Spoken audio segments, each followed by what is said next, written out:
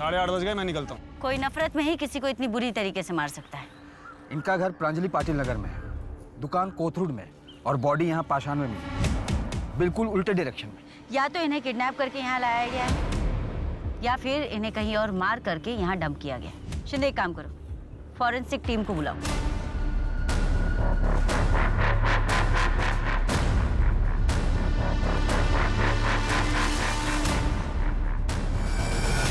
Madam कहाँ जा रही है मैम? मैम कहाँ जा मैम? मैम वो मेरे पति की लाश नहीं हो सकती, और कोई मुझे लाश देखने क्यों नहीं दे रहा है? देखिए हेमा जी, फिलहाल आप शांत होइए और यहाँ बैठिए। बैठिए, मैं बता रही हूँ। देखिए हेमा जी, लाश पूरी तरह से जल चुकी है, उसे पहचानना बहुत मुश्किल है। तो फिर ये आप कैसे कह सकती हैं कि वो मेरे पति की लाश है? क्योंकि बॉडी के फिंगर में हमें एक अंगूठी मिली है, और बॉडी के पास ही हमें राजेश का स्कूटर। ये देखिए, देखिए।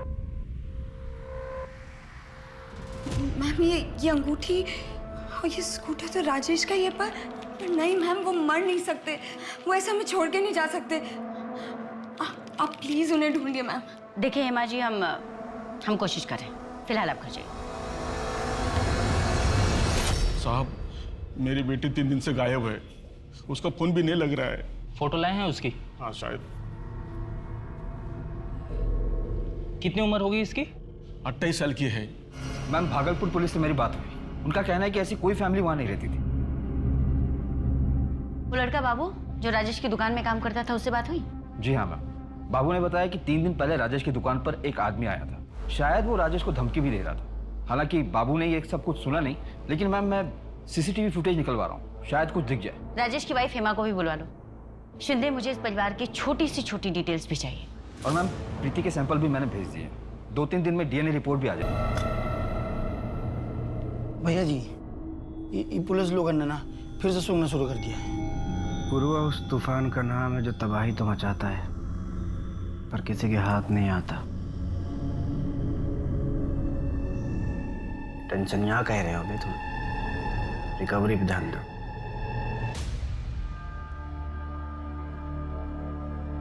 हेड कांस्टेबल हुआ करते थे उस वक्त हम इस थाने में। तब ये पूर्वा भैया सिर्फ पूर्वा हुआ करते थे, अमरीश पूर्वा।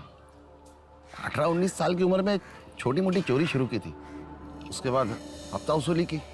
गायत्री से पूर्वा भैया की शादी बहुत जल्दी हो गई थी, उसके बाद अपहरण, एक्सटॉर्शन, हाफ मर्डर, फिर हर चीज में पूर्वा भैया का नाम आ गया। और फिर 10 साल पहले ये अचानक गायब हो गया। 17-18 साल की नई नवीली दुल्हन लेके भागे थे, फिर दोनों हवा हो गए। उसके बाद ना पूर्वा भैया का पता चला और ना ही उस औरत का। लेकिन इन 2-3 सालों में तो काफी नाम आ गया है उसका। कहीं ऐसा तो नहीं कि वापस आ गया है? पर पूरे गांव में कोई उसके खिलाफ कुछ भी बताने के लिए तैयार नहीं। हम एक ऐसे शख्स को ढूंढ रहे हैं जिसकी शक्ल तक हमें नहीं पता है। कल को हमारे बगल में बैठ के चाय पी रहा होगा और हमें पता भी नहीं चलेगा। वैसे इस आदमी के खिलाफ कोई रिपोर्ट नहीं है, कोई सबूत नहीं है। ऐसा कैसे? जब पूर्वा भैया कभी पकड़े ही नहीं गए तो रिकॉर्ड कैसे बनेगा? ऐसा लगता है कि भागने से पहले अपना पूरा अस्तित्व मिटा दिया। पर कोई तो कमजोरी होगी इसकी।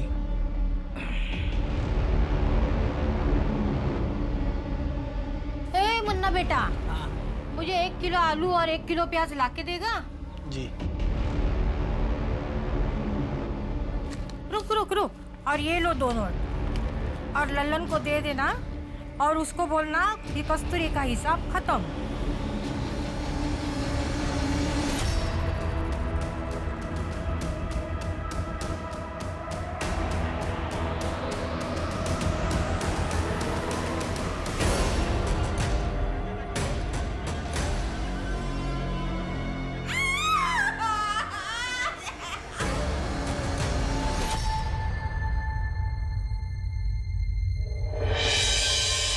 नहीं, ये नहीं भाई, ये इसकी तो नाक ही टेढ़ी है। ये वाला देखो, इतना बुढ़ा लग रहा है। और नहीं तो क्या, इन 5 में ये थोड़ा ठीक है, लेकिन ना। बस बस बस। हाँ, अगर ऐसे ही चलता रहा ना तो मिल गया लड़का और हो चुकी शादी। अरे तो क्या किसी ऐसे गहरे गहरे को पसंद कर ले? नहीं नहीं, बिल्कुल भी नहीं। एक काम करो, आप बाप बेटी ना मिलकर एक अच्छा सा राजकुमार ढूंढो, ठीक है? और जब राजकुमार मिल जाए ना तो मुझे बता देना, मैं सच धज के तैयार होके शादी में आ जाऊंगी।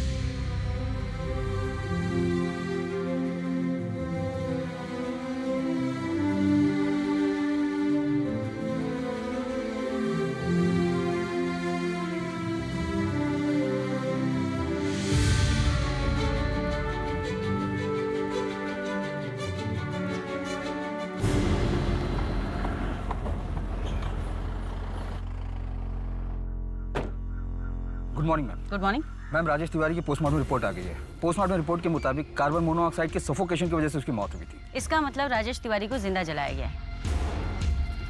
एक सेकेंड हैंड फर्नीचर शॉप वाला जिसकी जिंदगी में हमें अभी तक कुछ भी सस्पिशियस नहीं मिला, उसे भला कोई ऐसे क्यों मारेगा? सर, डीएनए रिपोर्ट आ गई है।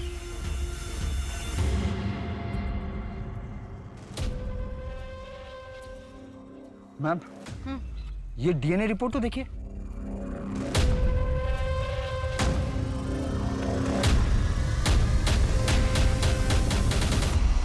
हम कब तक यूं ही पैसे भेजते रहेंगे? हाँ, कब बंद होगा ये सब? हाँ, हाँ, मुझे पता है कि अचानक बंद नहीं कर सकते, पर कुछ तो करना ही पड़ेगा ना। अब देखो वो अजय तो घर तक पहुंच गया है। हम कब तक दूर रख पाएंगे प्रीति को उससे? तो ये सब तुम्हें यहाँ आने से पहले सोचना चाहिए था ना हेमा।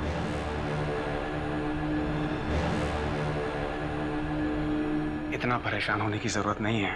और वैसे भी अजय को प्रीति से दूर रखना ये हमारा फैसला नहीं हो सकता। प्रीति को डिसाइड करने दो। प्रीति का डीएनए बॉडी के डीएनए से मैच नहीं हुआ है। वो डेड बॉडी राजेश की नहीं है। देखा, मैंने आपसे पहले ही कहा था कि वो मेरे पति की लाश नहीं है। बस करो मम्मी, बहुत हो गया। अब सच्चाई कबूल कर लो, पापा नहीं रहे। सर, मम्मी ने दूसरी शादी की थी। मेरे बायोलॉजिकल फादर का नाम संतोष गुप्ता है। सर, मुझे यकीन है, मेरा दिल कहता है कि वो जिंदा है। शायद किसी मुसीबत में। प्लीज आप उन्हें ढूंढना बंद मत कीजिए। अच्छा, आपकी और राजेश की शादी कब हुई थी? 5 साल पहले। और आप दोनों ही भागलपुर से नहीं हैं? जी, मैं सासाराम से हूँ और ये भागलपुर के हैं। मेरा पहला पति संतोष मुझे और प्रीति, हम दोनों को ही बहुत मारता था। राजेश की मिठाई की दुकान हमारे घर के सामने ही थी। वहीं से हमारी दोस्ती शुरू हुई। राजेश को हमारा दुख दर्द दिखता था, वो समझता था, इसीलिए हम उसके साथ भाग के यहाँ पूना आ गए। और ये संतोष कहाँ है अभी? सासाराम में? जी, परसों उसका भाई अजय यहाँ घर पे आया था। प्रीति, प्रीति कहाँ है? प्रीति कहाँ है? मतलब जिस दिन राजेश गायब हुए उसी दिन? हाँ, मैं अभी अजय को फोन करती हूँ। एक मिनट, आप अजय को कॉल मत कीजिए, आप बस उसका नंबर हमें दीजिए। और एक आखिरी सवाल है मुझे, क्या राजेश ने कहा था आपसे कि वो भागलपुर से? हाँ, पर क्यों?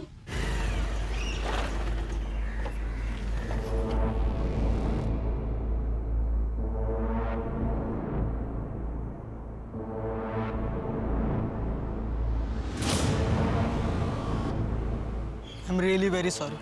अब 1 हफ्ते पहले ही तो देखा था अंकल को, कितने खुश थे तुम्हारे रिजल्ट से। प्रीति, अब मुझे लगता है कि तुम्हारे मम्मी से बात कर लेनी चाहिए। तुम सिर्फ अपना सोचते हो ना। मैंने पहले भी कहा था, मम्मी पापा उनके मर्जी के खिलाफ कुछ नहीं करूंगी। प्रीति, प्रीति, प्रीति, I'm sorry। हमने अपने पुराने खबरियों को एक्टिव किया था। काम की खबर मिली है आपके लिए। वो औरत एक गांव में दिखी है जो पूर्वा भैया के साथ भागी थी। और पूर्वा? उसका पता नहीं, और उसके साथ एक बूढ़ी औरत रहती है। हालत खस्ता है उनकी, लेकिन आजकल बहुत पैसे हैं उनके पास। कौन सा गांव है? यही बिहार का भीमापुर गांव। अरे आरती, अरे क्या कर रही है? इतनी की शादी के लिए तैयार हूँ, बस एक बार वो घर आ जाए। आंटी, मुझे सच में नहीं पता कि आरती और खालिद कहाँ गए हैं। उनका तो नंबर भी कल से बंद आ रहा है। मैं तुम्हारे सामने हाथ जोड़ती हूँ। खालिद तो तुम्हारा बहुत अच्छा दोस्त है ना, तुम्हें तो पता होगा वो लोग कहाँ गए हैं। तो क्या अजय ने राजेश को मारा हो ताकि हेमा और प्रीति उसके भाई संतोष के पास वापस लौट जाए? पॉसिबल है। संतोष से कोई बात हुई? जी नहीं मैम, 5 साल पहले संतोष ने सासाराम छोड़ दिया था हेमा और राजेश के भागने के बाद। तब से वो किसी के कांटेक्ट में नहीं है। मैम, राजेश के फर्नीचर शॉप से घर तक के सीसीटीवी फुटेजेस आए हैं। प्ले करो। मैंने ये कोथरूड रोड का फुटेज है, ये चांदनी चौक ब्रिज के पहले का फुटेज है और ये पाषाण रोड का फुटेज है। मतलब राजेश चांदनी चौक ब्रिज से सीधे प्रांजलि पाटिल नगर ना जाकर जहाँ उसका घर है, राइट लेकर पाषाण की तरफ जाता है। क्यों? हो सकता है किसी ने मिलने बुलाया। पर किसने? उसकी कॉल डिटेल्स में तो हमें ऐसा कुछ मिला नहीं। और बाबू ने भी बताया कि राजेश की दुकान पर उस दिन कोई मिलने नहीं आया था उसे। फिर राजेश पाषाण की तरफ क्यों गया? ठीक है, आज रात 9:30 बजे पाषाण में आ जाना। मैं दुकान से पैसे लेकर सीधा वहीं आ जाता। क्या पापा को अजय चाचा ने मारा है?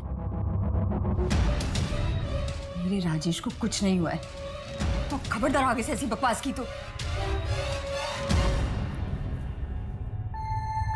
हेमा जी, हमें सीसीटीवी फुटेज से पता चला है कि आपके पति पाषाण गए थे। आपका कोई फैमिली फ्रेंड या कोई रिश्तेदार रहता है वहाँ पर? नहीं मैडम। किसी से मिलने वाले थे वहाँ पर? कुछ बताया था पहले आप? नहीं मुझे तो, हाँ मेरे कुछ गहने दिए थे पॉलिश करने के लिए शिवनगर में, हो सकता है वही लेने गए हों। कितने गहने? जी 1 हार, 2 अंगूठियाँ और 1 जोड़ी इयररिंग्स। और राजेश जी गहने लेने जाने वाले ये बात किस किस को पता थी? मुझे, प्रीति और राजेश को। ज्वेलर का नाम और नंबर?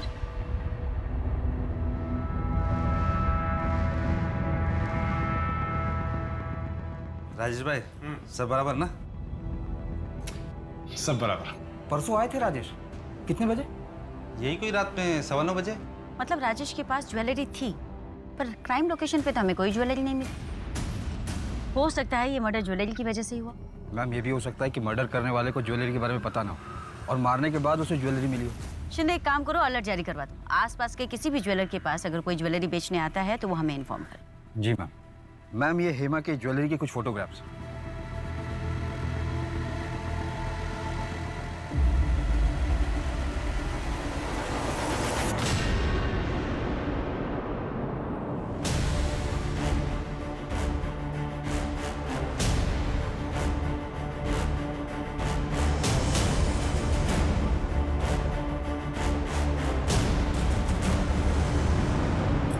आपके लिए खाना लगा दूं? हाँ ठीक है, लगा दो। हर महीने एक आदमी आता है, शायद वही पैसे देता है। पूर्वा? लगता तो ऐसा ही है।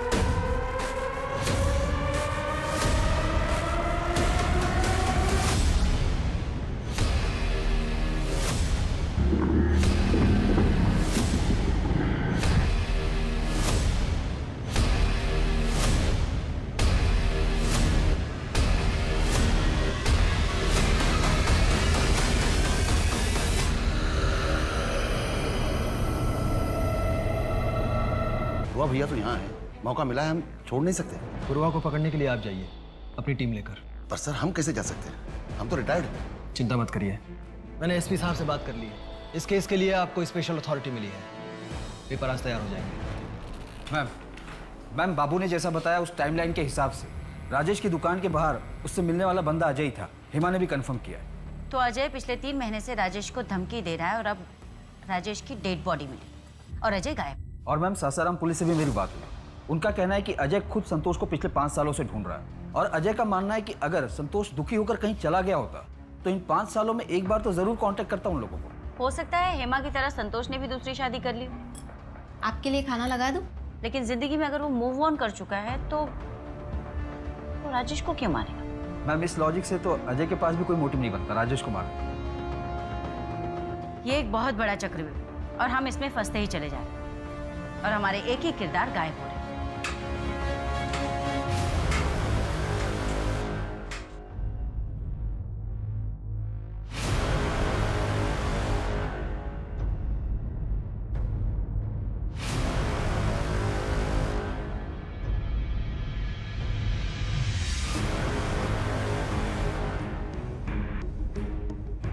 लाखों कोशिशों के बाद पुलिस के हाथ अब तक असली अपराधियों तक नहीं पहुंचे थे।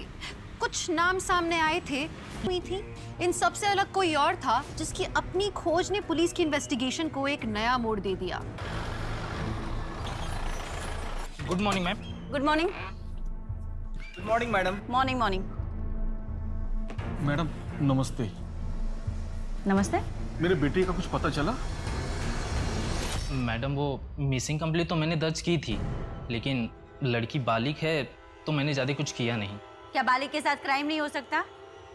और इस मिसिंग कंप्लेंट के बारे में इन्फॉर्म करना तुमने ज़रूरी नहीं समझा मुझे?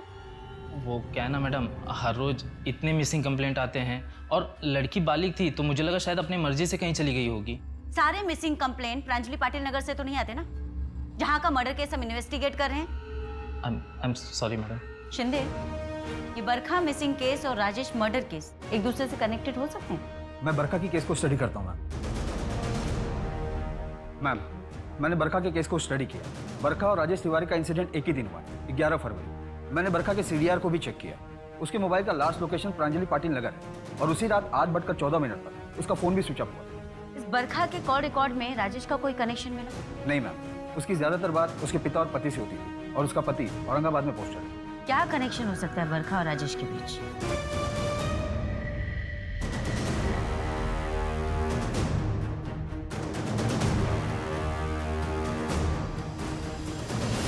ये मोबाइल शॉप आपके जुरिस्डिक्शन में आती है। ये फुटेज 1 सप्ताह पुरानी है। हमें इस औरत की तलाश है। ये इसे तो हम अच्छी तरह से जानते हैं।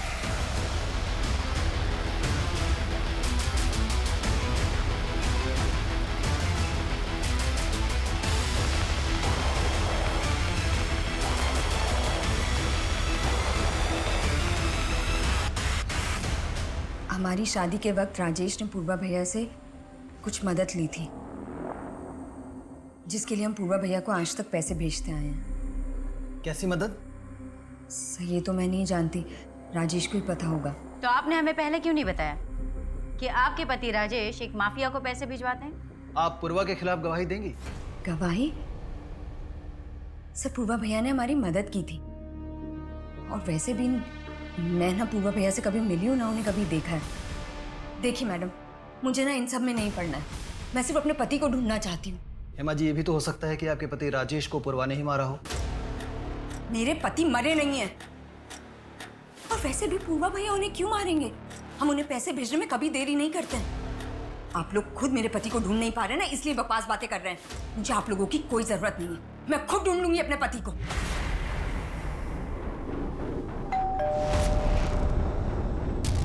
मैडम, आपका पार्सल।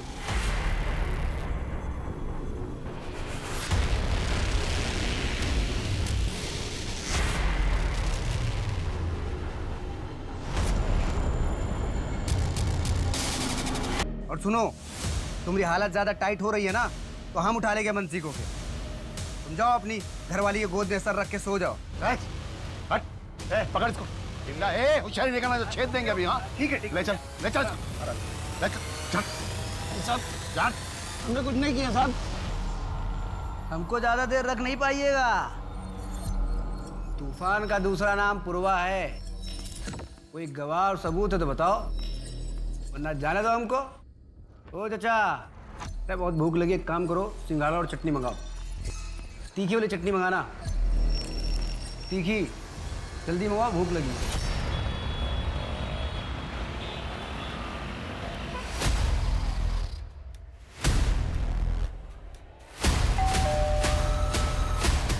बरका,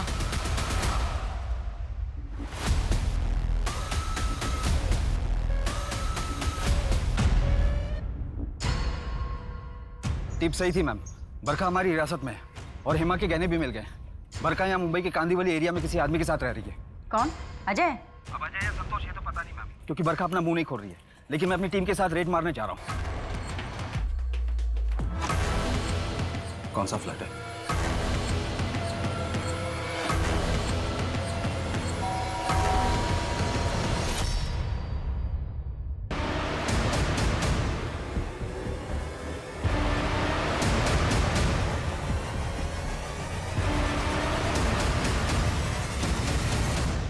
तू असली पुरवा नहीं है ना?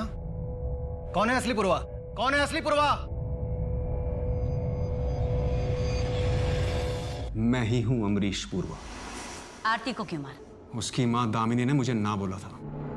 अमरीश पुरवा को कोई मना नहीं कर सकता। तू तो बरखा से प्यार करता था, उसी के साथ भागा था ना? दामिनी ने मना किया, क्या उसका इंतजार करने बैठता? अब एक दूसरी पसंद है। दूसरी नहीं, चौथी। सुनीता, हेमा, दामिनी, बरखा, तेरी पहली बीवियां तो आज भी तेरा इंतजार कर रही है। और वो सुनीता, वो तो आज भी तुम्हारी माँ की सेवा कर रही है। वो लेडी कस्तूरी तेरी माँ है ना? हाँ, आज तक कोई पकड़ नहीं पाया मुझे। और मैडम आप भी ये मत समझना कि आपने सब कुछ खत्म कर दिया मेरा। और आज भी मैं यहाँ जेल में बंद रहूंगा और वहाँ बिहार में मेरा खौफ बरकरार रहेगा। तो बहुत बड़ी गलतफहमी में पूर्वा, तेरा नाम और तेरा वजूद दोनों मिट चुका है। और तेरी गैंग, उसे भी बिहार पुलिस ने पकड़ लिया। और वहाँ जिसे तूने पूर्वा बनाकर रखा था ना, वो गणेश, वो भी तेरी तरह जेल में सड़ रहा है। कानून तेरे किए कि जो सजा तुझे देना है वो देगा, लेकिन तू जेल में सड़ते हुए ये सोचते रहना जिंदगी भर कि जिन औरतों के साथ तूने जो खिलवाड़ किया ना, उन्हीं ने तेरा खेल बिगाड़ा। उन्हीं की वजह से तू आज जेल में पहुंचा। और हाँ, आज एक औरत ने ही तुझे गिरफ्तार किया है।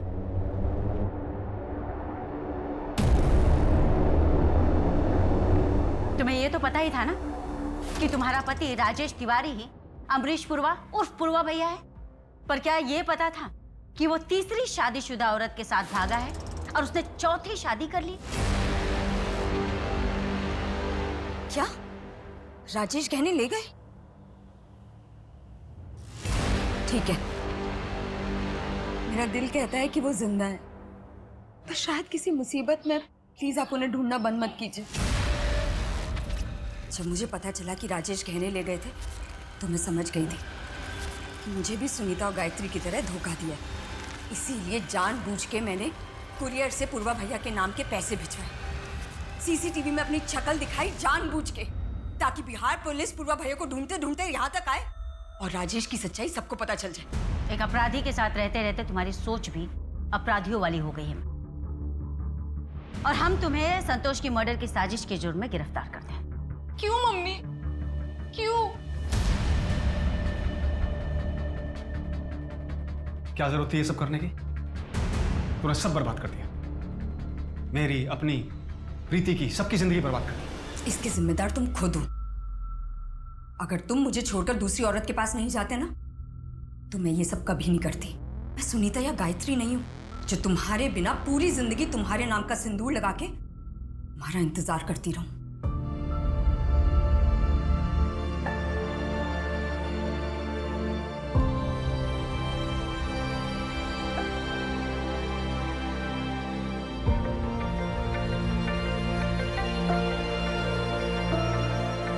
हेमा कहीं ना कहीं एक धोखा खाई हुई औरत थी जिसने राजेश उर्फ पूर्वा नाम के बीज को पुलिस की झोली में डाला था बदला लेने के लिए।